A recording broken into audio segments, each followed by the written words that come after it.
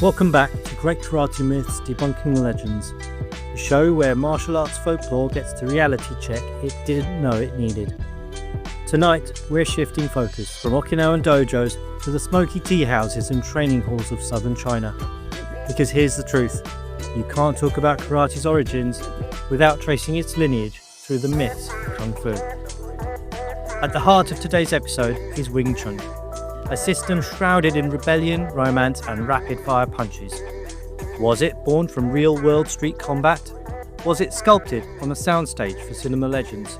Or is it something else entirely? Let's dive into the great Kung Fu myth and uncover what's behind the lineage, the legends and the layers we don't usually talk about. Mike's over to Nathan. Let's begin. Thank you, Chinier. Well, Wing Chun. Well, what does it mean? It's even the name is inaccurate, and a lot of the Wing Chun mythology, that's it, is tied up with the Feng Sayuk legends of White Crane, and it just follows the same mythological structure.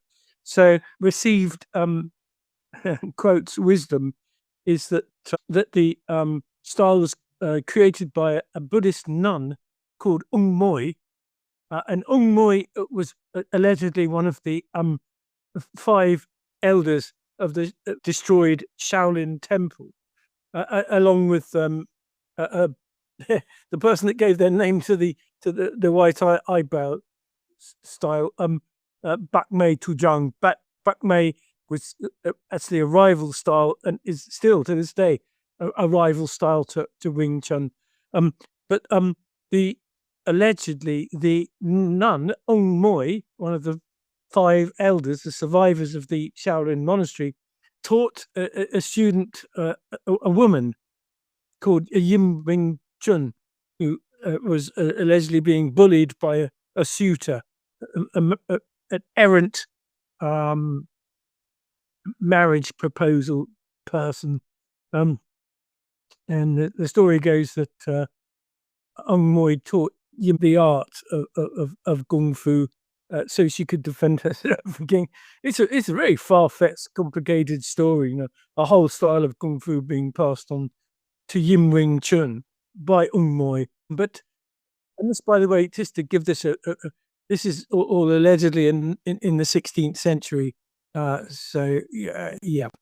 And it kind of it's backdated. So we're looking at late Ming, early Qing dynasty material that's backdated and given a storyline. Now I'm not an amateur in this, so I spent an inheritance following Wing Chun. So I switched from karate in the mid 70s to I discovered Wing Chun, and I pursued the top. I trained with Kanwa Chat, Victor Khan, Simon Lau. I would go and Robin Gardner, who's probably not as well known as but actually one of the most creative, intelligent thinkers I've ever met in the field of martial arts, who I'm grateful, having learned from him. He was actually a student of, he actually was a housemate with William Jung, who's notorious, quite extremely famous. So I had that connection with William Jung, and of course Kanwa Chat, Victor Khan, and Simon Lau, and I also so courtesy of very good, very a person I have great esteem for, Nino Bernardo. Through him, I got to meet and train with the legendary Wong Chun Leung. So, and then of course, I had my Wing Chun forms corrected by the founder of Wing Chun, or the founder of the legendary Yip Man, not him, but his eldest son, Yip Chun, who I also learned from. I can't say I was a long-term student. I can say that he did stay at my house and teach me. I remember him saying it was quite inspiring. He said to me, "This is what my father showed me, and this is what I'm showing you." So yeah, out of the horse's mouth. So I've had some, legendary instructors, quite frankly. So it's not that I don't know the subject. So having established that, I was absolutely obsessed with Wing Chun, and as I say, I spent an inheritance pursuing it, and for some 16 years. Once we, as a group, we changed over. We used to be a Wing Chun group, but once I began to examine karate, once I got a handle on karate, I thought, I'm going to look at the Wing Chun again.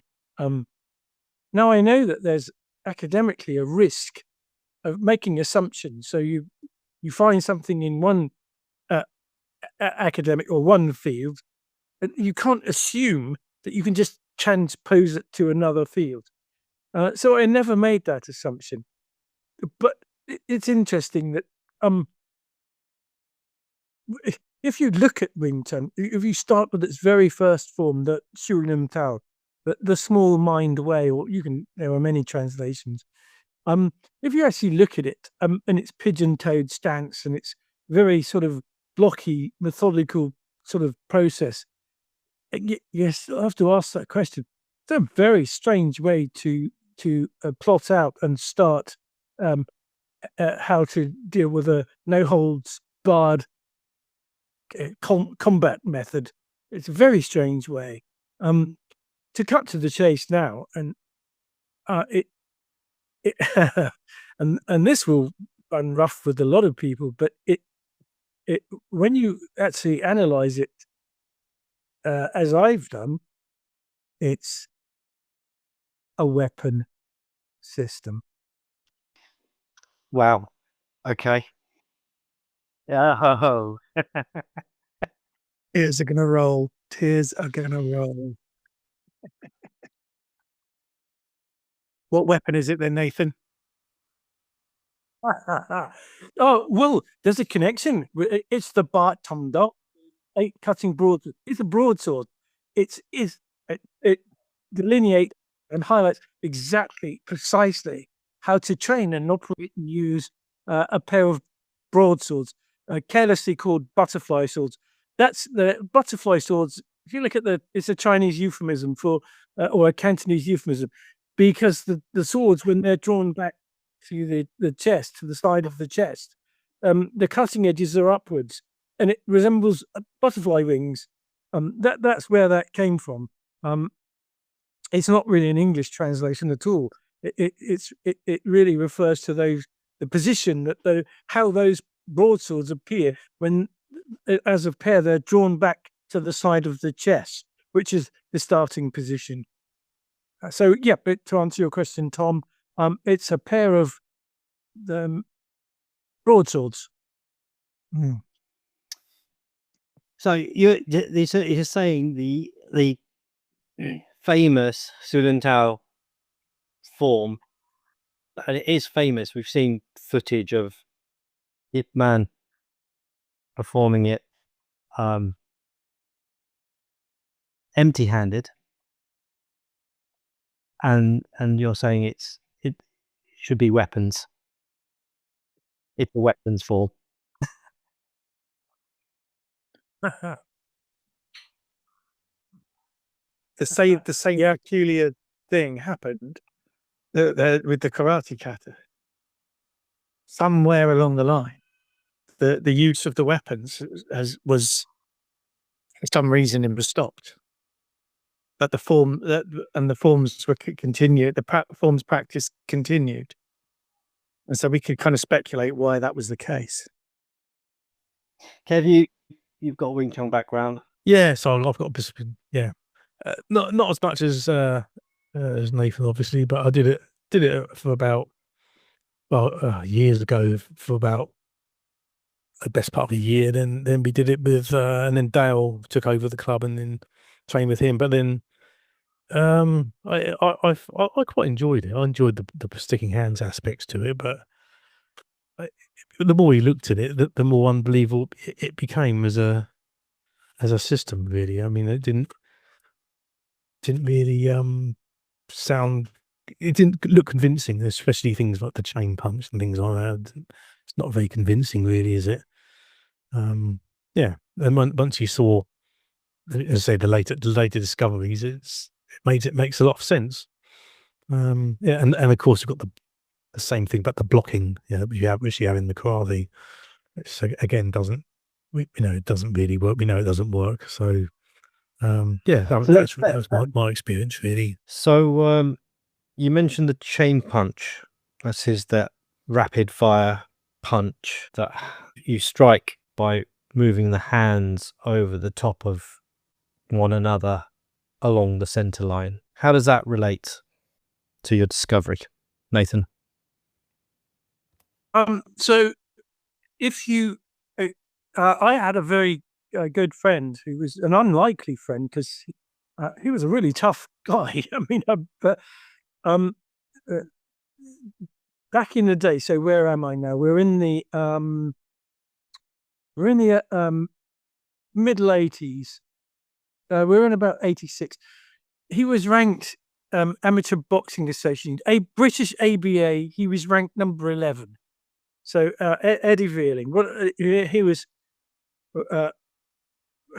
well, to say how experienced he was, there used to be a club in the city he lived in that it ran very late at night, and it was a place where all of the doormen and bouncers and where they went after work to unwind, and he was the doorman there.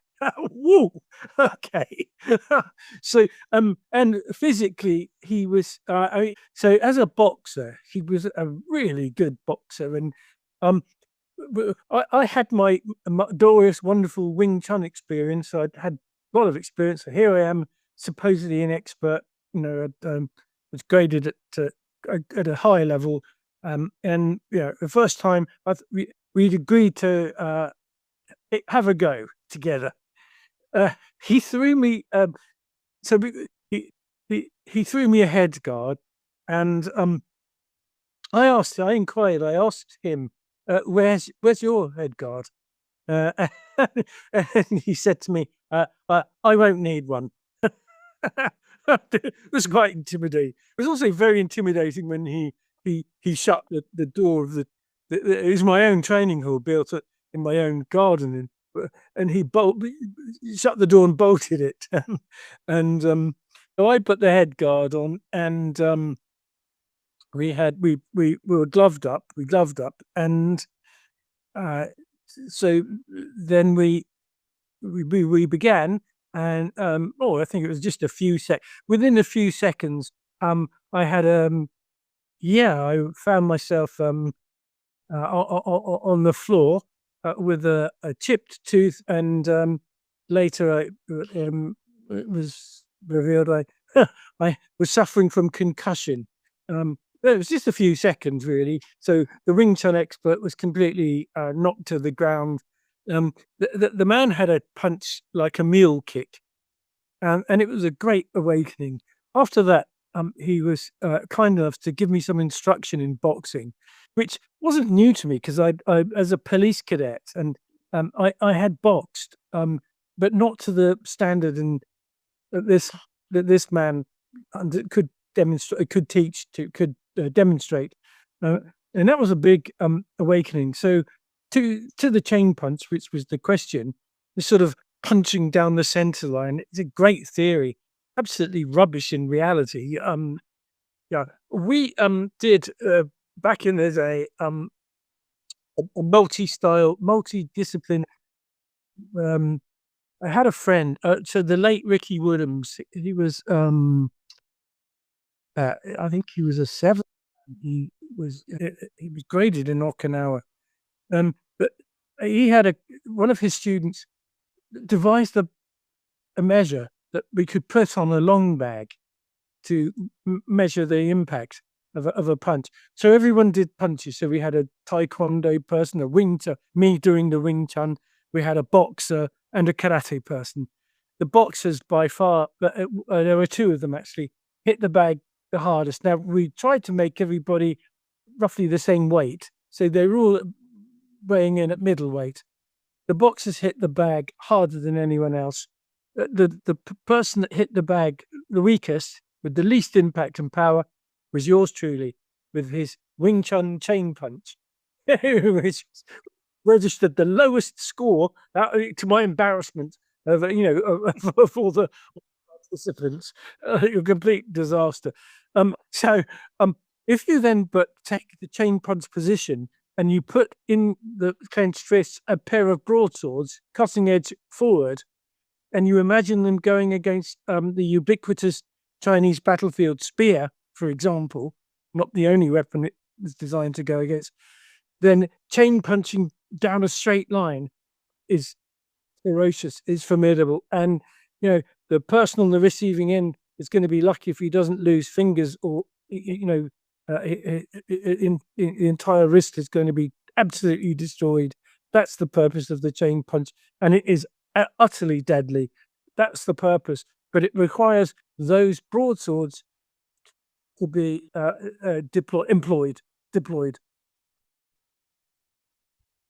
You got to think of the broadswords as well as two razor sharp cleavers as well. And so you don't need to throw out a really powerful punch. That razor sharp meat cleaver is going to cut with not much, so you can be really fast. So 5 or 6 chain punches, it doesn't matter what it comes into contact with, it's going to absolutely annihilate, like Nathan said, fingers, wrists, arms, and all the rest of it.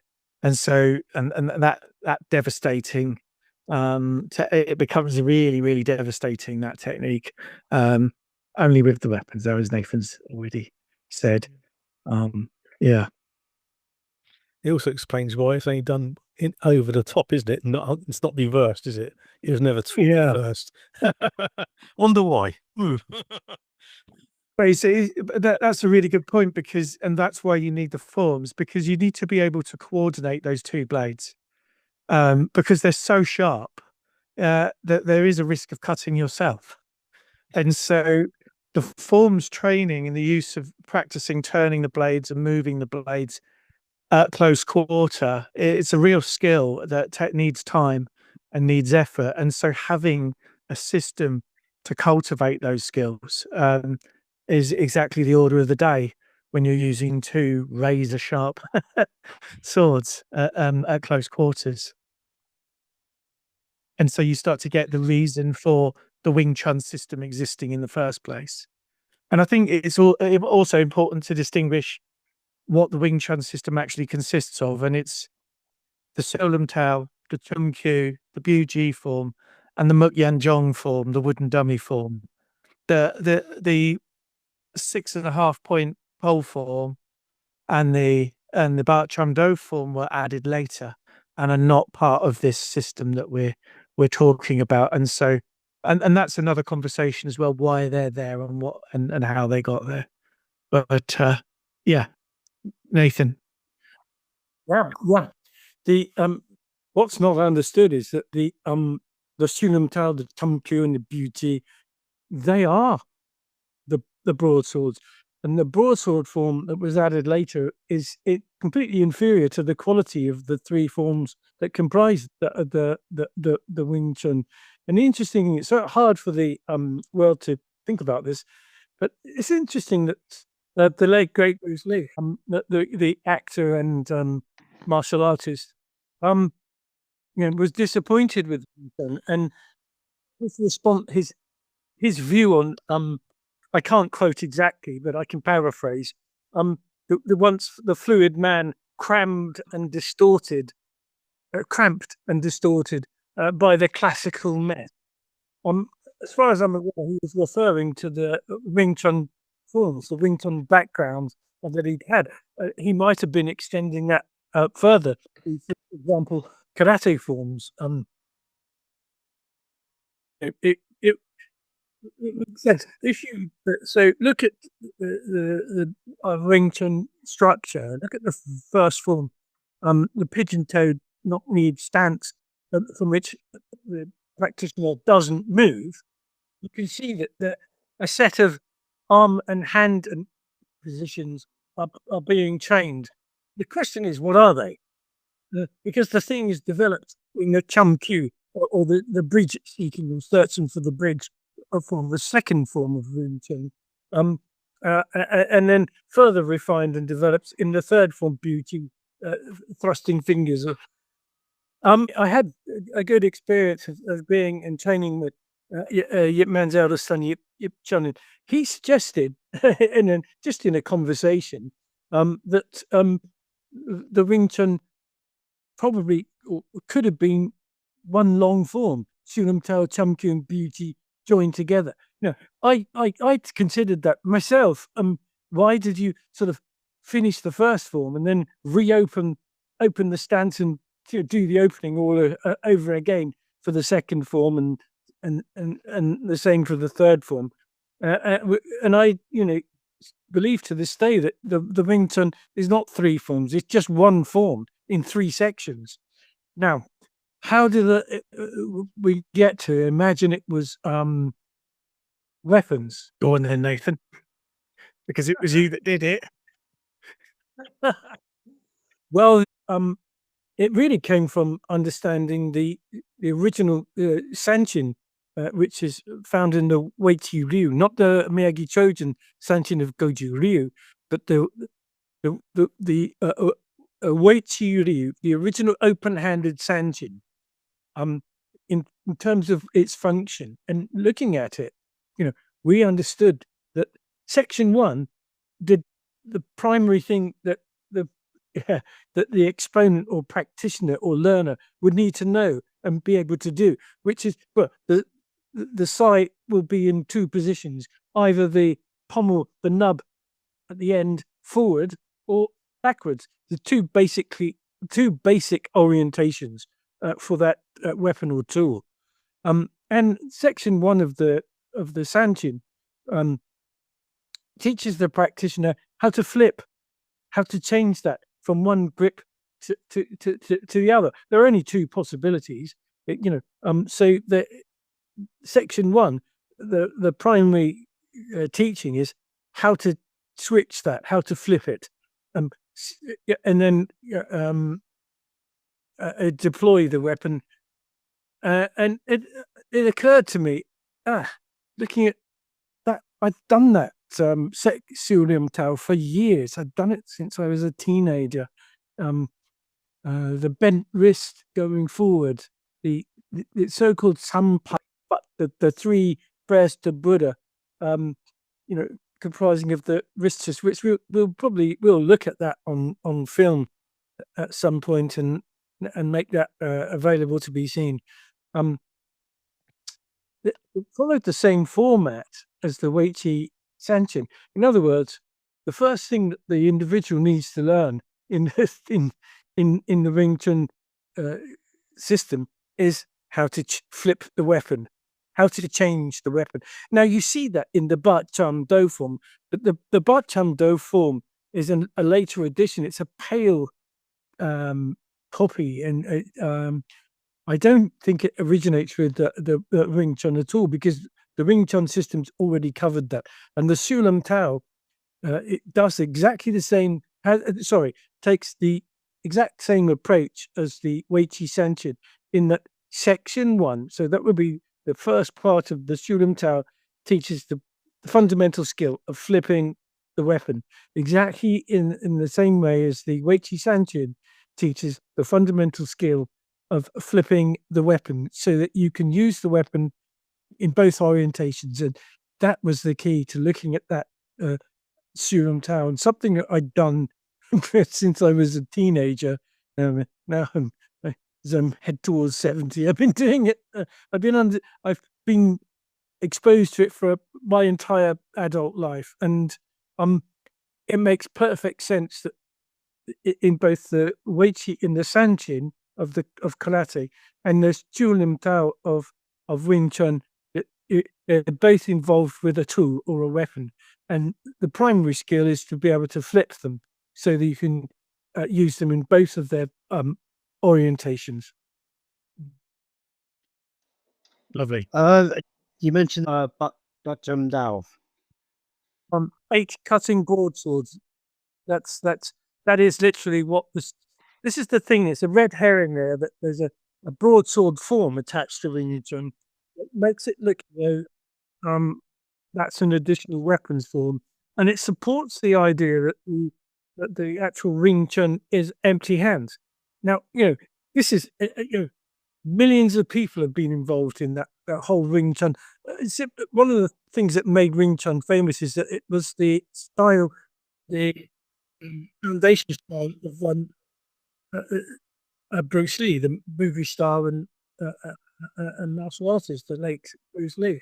The iconic face of Chinese martial art, Bruce Lee. And his background was Wing Chun, and it's globally believed. Wing Chun is an unarmed close quarter combat system. Funny that it seemed ineffective in UFC, cage fighting, MMA. It's completely, and it's interesting that the practitioners of it, and I'm not going to do names, have been totally unable to deploy the allegedly deadly skills of Wing Chun in a combat situation. It's not because Wing Chun is ineffective or doesn't work. Wing Chun is absolutely deadly if it's using the weapons it was designed to be used with, which are the short. And so the broadsword refers to 8 cutting broadswords. And if you look at it, the whole idea of 8, it's not that different from Japanese swordsmanship, in the sense that it is always logical and common to consider 8 directions when using a blade. So the compass point is just a convenient teaching mnemonic. Those are basically the angles that you can slash and cut through. That's really what that's about. Those are the literally the angles that you can use, and they're obviously they're not going to be measured microscopically, exactly 1/8 of a circle, but they're going to be, you're going to cut down 45 or horizontally or cut upward, and it's just a way of. So the 8 cutting broadswords refers to the directions, the angles that the blades can be used at within. It may be the case that the Bat Chum Do form is people are going to get annoyed with me keep saying this, stage combat. As other there are other representations in that have rich connections with the Chinese opera, like styles like Hung Da and Choi Lei Foot are probably stage combat rather than real fighting, and they have forms that produce stage fighting with butterfly swords, and what you find in the Wing Chun forms that Nathan's talked about is a very, very concise and brutally effective method of fighting with those swords for real at close quarters, which looks nothing like stage combat. And there are some very, very important skills to master in that, in those forms. That's all I'll say on Chinese opera today, I promise. Looking at this historically, now we know there's no written records. There's nothing. They're all gonna, we're gonna go, well, where's the evidence? Where's the evidence? There's no written records. How do you know? Given that we've already stated, the kata are the manuals, the form are the manual. We've already said that in a previous podcast. what do you suppose the use of it would have been? Why are you learning it? I suspect it was probably for training militia.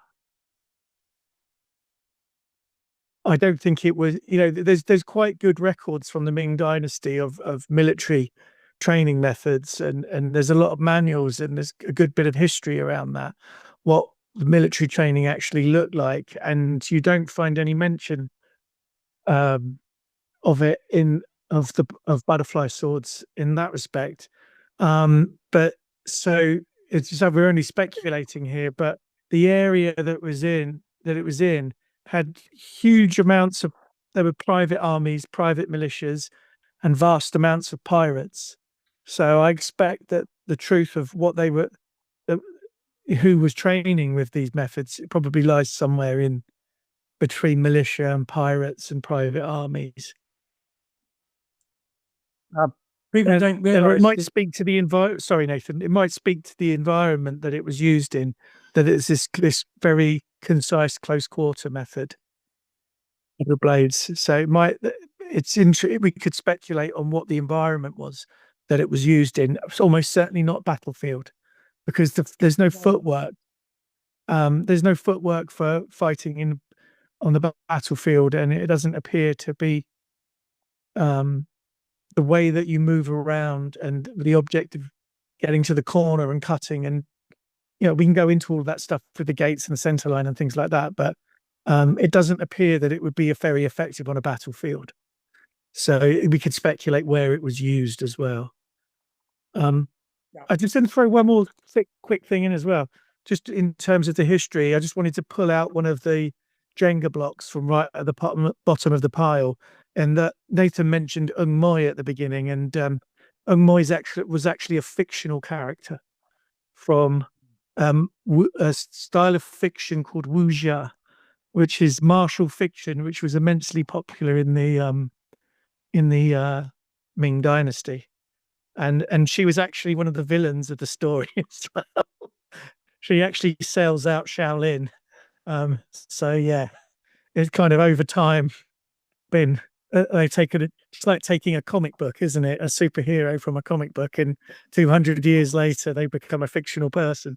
But yeah, it's DC Comics. That's exactly what the Ung Moi and the Bak Mei Tu Jung, the founder of White Eyebrows Kung Fu Bak Mei, same thing. These are DC comic heroes or villains. Yeah.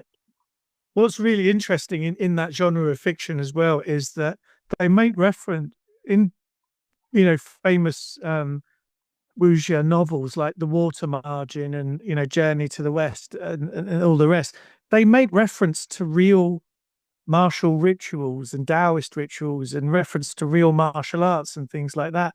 So there is this kind of crossover where, they're drawing on, like, a story about like Rocky draws on boxing, it's the martial fiction in Ming China drew on real, inspiration from real martial arts. So you get little bits and pieces here and there pop up, and so it's trying to discern what's real history, or what's history, what's fiction, and what's opera and all. And so it takes time to unpick that. But as we've said before, the primary source is the forms. So you can ask, as Nathan always said, ask the forms. And so going back and practicing those Wing Chun forms, you get a sense of how the butterfly swords would be used and what the possibilities are. And so when you start to look at other things like Hungar or Choi Lei Foot and the way they use the butterfly swords, you can kind of deduce that they were a bit more like opera kung fu than for real fighting and things like that. Yeah. Well, if you when I was learning, and I mean, I'm a man that was obsessed with the subject, so it took over my entire life, and looking at, so there were lots of other martial arts around which I was really exposed to. I did, met lots of people who practiced other arts. And so I saw that the Choi Lei foot was really expansive. The Honga and the Hong Kyun, and there are always arguments over which is the right or which is the correct. Honga, they're just terms. Honga, Hong Kyun. It's the Hong family Kung Fu, but if you look at it, it is, as Tom says, it's quite theatrical. It's big movement, lots of interesting, exciting movements. It's very, those arts are very expressive, whereas Wing Chun is quite, it's like knock-kneed sort of tight little movements that in no way were they elegant or Wing Chun was pretty rubbish for demonstration. It's so sort of no disrespect intended here. They're boring compared with the Honga and compared with the Choi Lei foot and the other Kung Fu styles that were dynamic and expressive and expansive and had lots of interesting movements that Wing Chun, quite frankly, didn't have. It was blocky and tight, not kneed, and it's quite not really good demonstration material. I trusted it, believed in it, loved it, and lived with it, and accepted that it wasn't. I believe that there was something very special about it, and as any practitioner that takes on a style does, this is my style, this is my family, this is my way, this is my stuff. I love it, and even if you don't know what it is, because we didn't know what it was, and it would probably be arrogant, to sound arrogant, to say, well, most people don't. It is.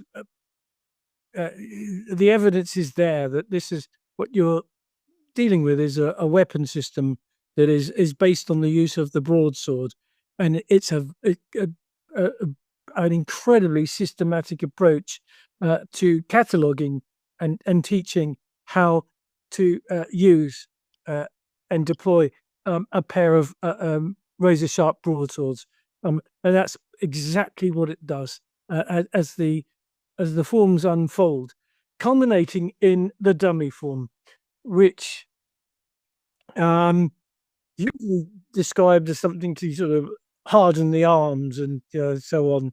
There's lots of stuff said about it, most of which I don't agree with. Another way of looking at that, at the wooden man, which is a wooden post with two arms at sort of shoulder height and one abdomen height, and a sort of a curved leg, and low, which is martial artists are very familiar with it. It's to harden the arms. Look, your arms don't really get hard. You can bruise them, you can callous them, but they're just arms, and an individual with quote hardened arms is still prone to the same. If anyone that's I've broken both arms and both legs, so I know what fractures are, and it doesn't matter how fit, strong, young, how much. I used to use the wooden dummy in the way that I was taught. It still didn't stop me getting a broken arm, and we just flesh and blood.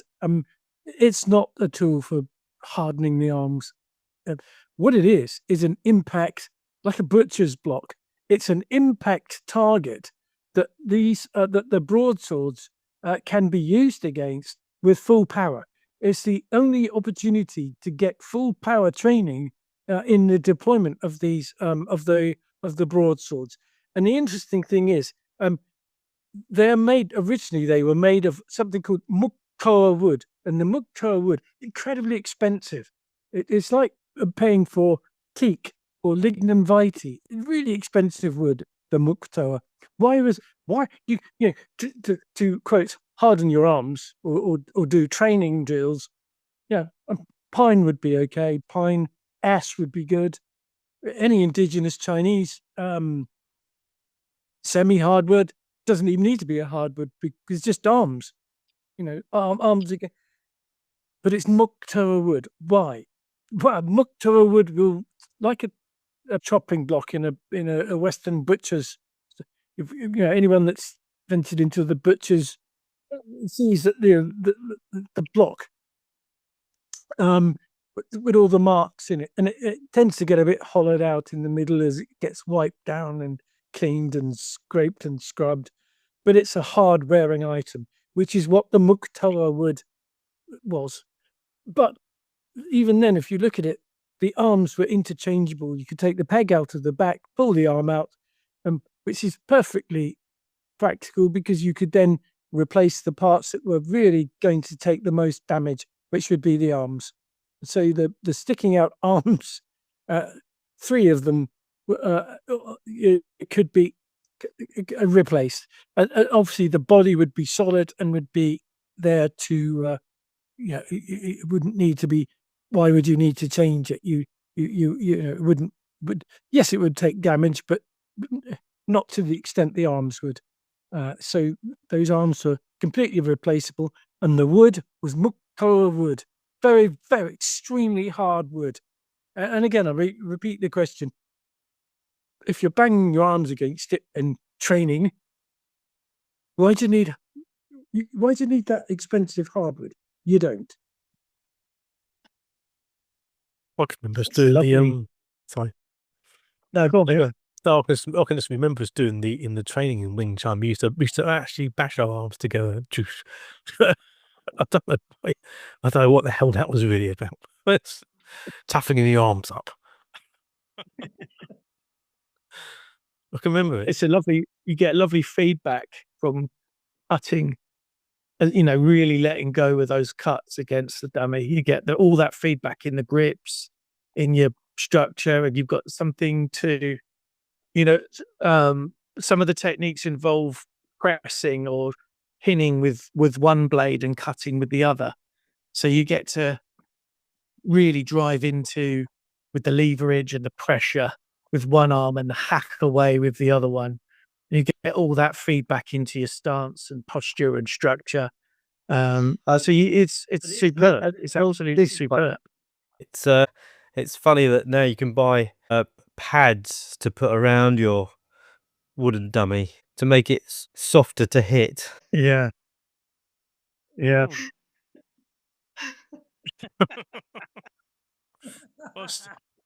was just thinking, we used to do that exercise in Goju as well, the bashing the arms together. I don't know what. Yeah, that's quite amusing, really. Just toughen your arms up. No, it just bloody hurts. But there's a massive, contradiction in Wing Chun in that you're trying to build sensitivity in the sticking hands, but then you're trying to toughen and harden your arms and desensitize them by banging them on the dummy. So which is it?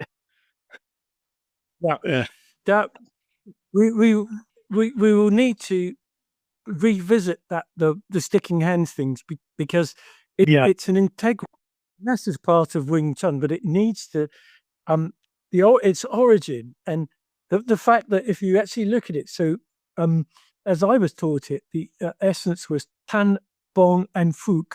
So that's the bent hooked wrist, the Bong cell, the ring arm, and the palm up hand. Tan, Bong, and Fook were the I was taught the essence, and that's fine. But it's funny if you look at the 3 forms and the dummy, none of it ever gets reflected in the sticking hands. Just the tan, the bong, the foot, and you've got all of those techniques, a huge catalogue of movements and a range of movements at angles that just don't appear in. People can't. I spent 3 years trying to put all of the techniques from the Wing Chun form into the sticking hands, and it was a complete disaster, an abysmal failure. Couldn't do it, and the people that I worked with, an entire club. So I can remember the number because it's stuck in my head. There were 23 other people besides myself who were trying to fit these the Wing Chun forms somehow into the sticking hands, and you had all sorts of things like the whisking hands, the fat cell, the cut to the side, 180-degree cut. how could you get that? Well, you had to completely shift your position, relative to your sticking hands opponent or partner. It was impossible. 23 of us, 24 of us, including myself, just couldn't do it. I personally spent 3 years on that project to try and get all of the Wing Chun techniques, including the 108, or depending on your teacher or belief system, 108 or 116. I personally believe it's 116 wooden man techniques. Trying to get that into the sticking hand, impossible. Just couldn't do it. Couldn't create the situation or the circumstances in which those things would occur. The fun cells and the gun cells. When you then take a pair of butterfly knives and you do a gansao, the top hand cutting and the bottom hand, it's difficult to describe, but suddenly with the broadswords, it's devastating, absolutely horrendous, dangerous, terrible. Anyone on the receiving end of that would suffer. And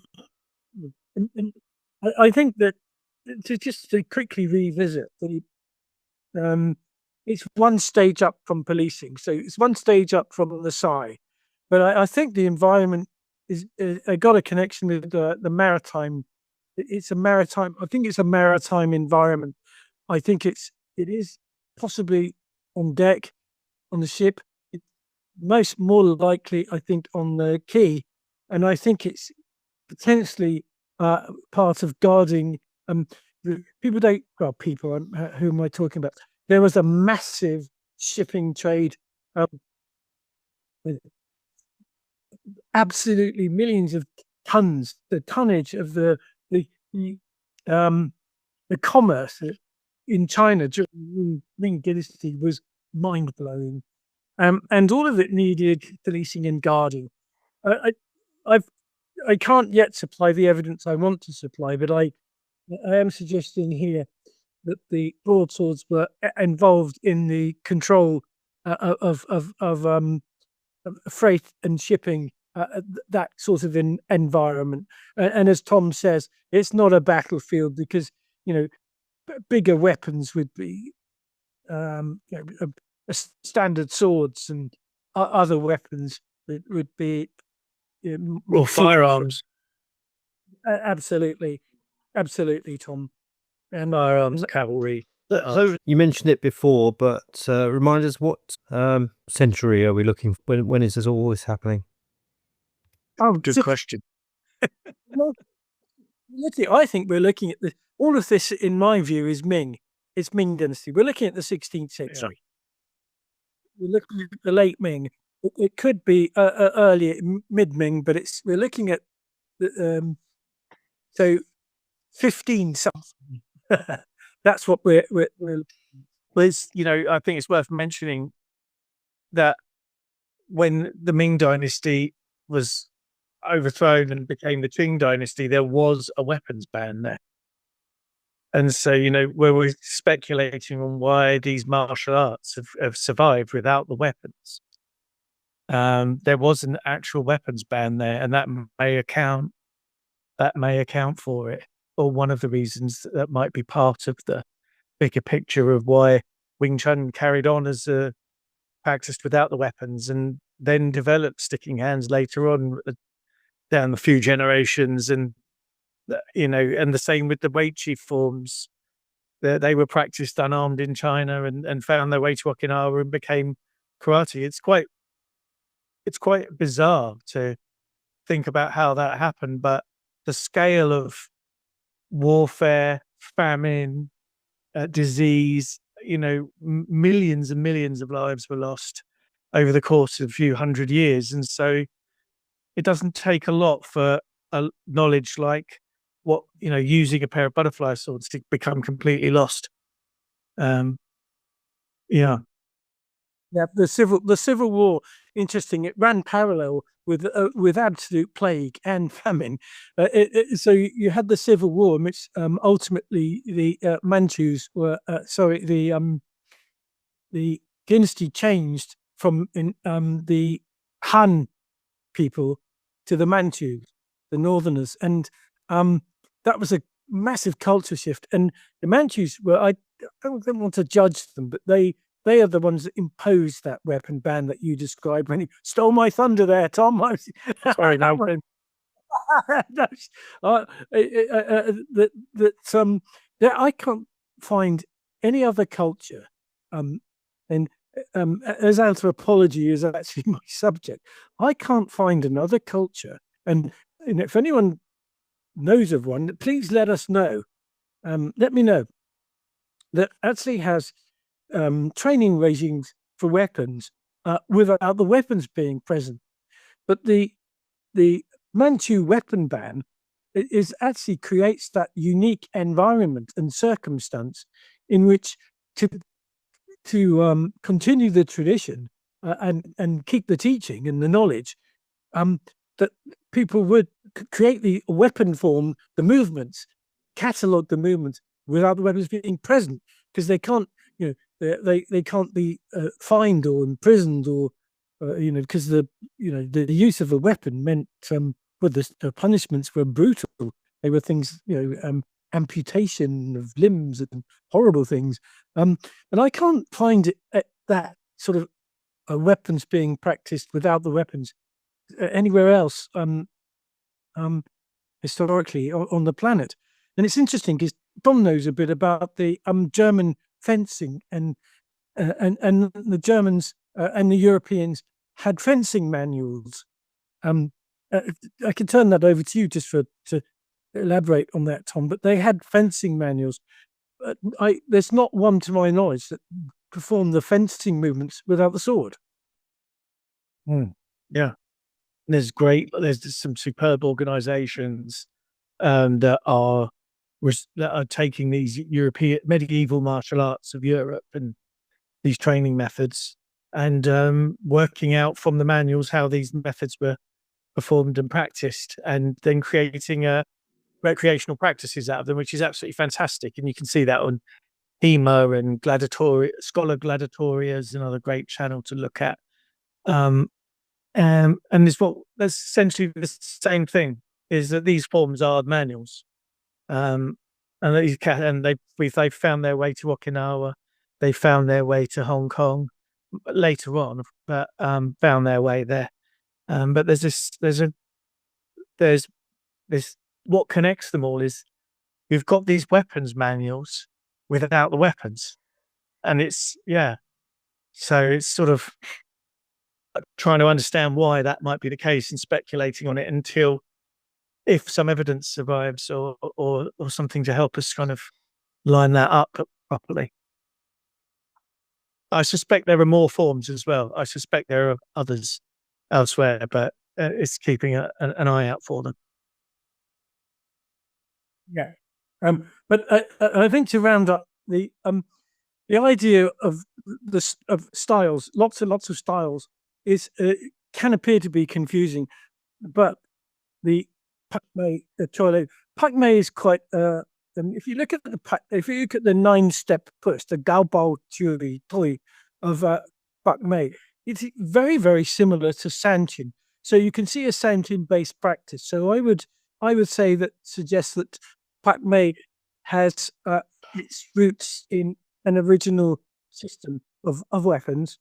But when you get to Hong Guard, Choi Foot, and the rest of those, they're very flowery. And I think Tom is absolutely right. These are all demonstration pieces. They're Chinese opera theatre, and they are not. That why it's so difficult to see how they can work practically. But again, why they won't work in a fist fight or MMA or UFC. You're not going to see Honga or any of the traditional so-called kung fu styles. So 2 reasons. One is if you're looking at something like Pakme or Wing Chun, they are weapons sets, weapons forms, weapons based. If you look at any of the flowery styles, they're demonstrative. They are theatrical. They are not actual combat systems, and they're based on part weapons. And so this is where people haven't been able to make them. Well, now there will be diehards out there who are really going to dislike what we are saying here and disagree with us. But it remains the case that we have not seen any of the traditional kung fu styles used effectively in any kind of. And it's interesting that in the MMA and the UFC, practitioners aren't wearing gloves, so the old excuse that the boxing gloves destroy all the exotic hand positions, that doesn't hold any water. And the excuse that the techniques are too deadly or dangerous and eye gouges and groin kicks can't be used in a ring. Well, who knows where a kick's directed in an MMA match? They're not seeing Wing Chun and Hung Gar and Choi Lo Fut being used in any kind of freestyle fight. You're always going to get someone coming back and say, well, it's not meant for the ring, it's not meant for the MMA, it's meant for the streets, it's meant for the alleys. If you can't make it work in an an environment like the MMA arena where someone's going to stop the fight before you get too hurt, then you're not going to make it work. What about kicks? There's a close, short, low kick in the form. The Wing Chun practitioner, and the best example is in the dummy set. The Wing Chun practitioner is basically kicking usually the inside of or the outside of the knee. So you've got two blades being deployed simultaneously, two meat cleavers, butcher's knives, but there's a knee kick that's brought into play, which is designed to ruin the posture of the opponent, making him even easier to totally destroy with the broadsword. These are brutal weapons, and Wing Chun is a devastating system, no question, absolutely no question. It's far more lethal in its proper application than it's ever imagined by the people that want to use it as an unarmed art. It's not an unarmed art. It's not an unarmed art. It's deployed with two razor sharp broadswords. Absolutely devastating. And that's all the time we have for today. Thanks for listening to Great Karate Myths Debunking the Legends. Today we stripped back the mystique of Wing Chun, exploring its supposed origins, cinematic allure, and the provocative idea that it was never meant to be an unarmed system at all. From chain punches to butterfly swords, we've questioned the lineage, debunked the legends, and opened the door to a radical reinterpretation. If you're enjoying the journey through martial arts mythology, follow us, leave a review, share, and let us know which myths you want to see tackled next. Until next time, keep questioning the legend.